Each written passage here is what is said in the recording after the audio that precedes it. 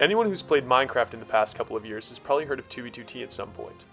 With no rules, no resets, and complete player freedom to hack and cheat, it's a chaotic wasteland where anything goes. While likely everyone watching this video has heard of 2v2t at one point, many are much less likely to have heard of Purity Vanilla, a much smaller vanilla anarchy server that's been running since March of 2019.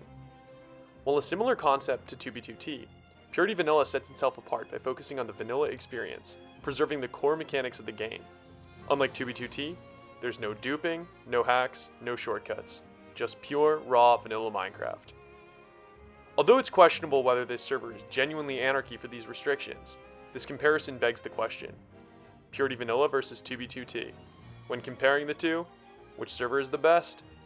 Having personally played on both servers for years, today we're going to take an in-depth look at both servers based on my first-hand experience, comparing the player experience you may have when you join new, the state of the greater spawn region, and the effort required to play regularly.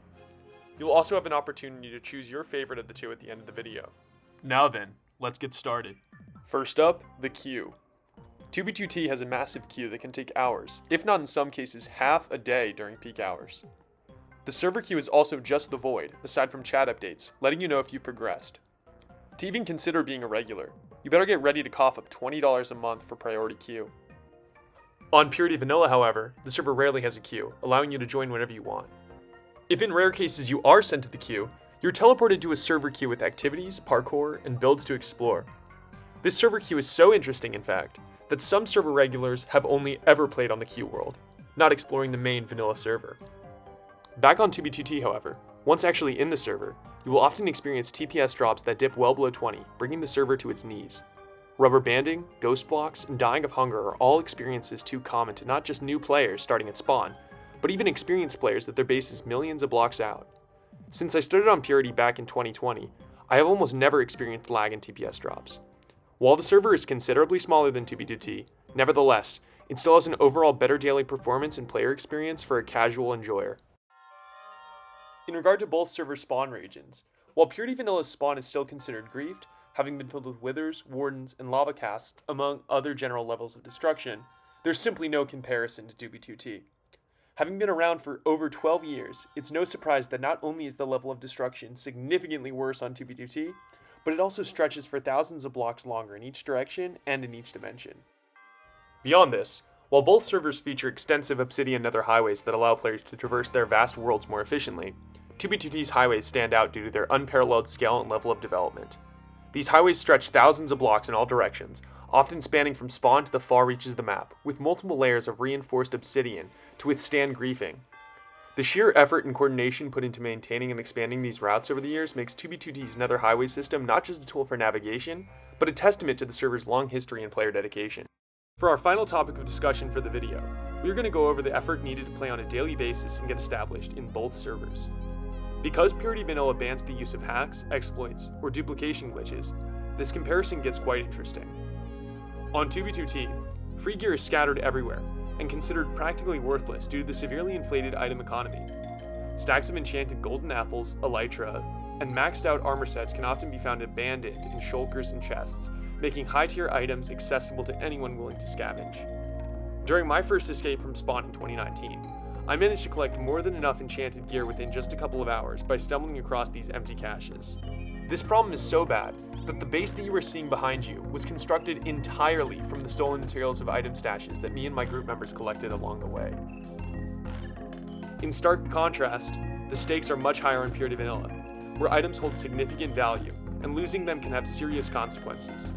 For example, in 2022, I was ambushed and killed on the highway by crystal explosions, losing my armor and elytra in the process.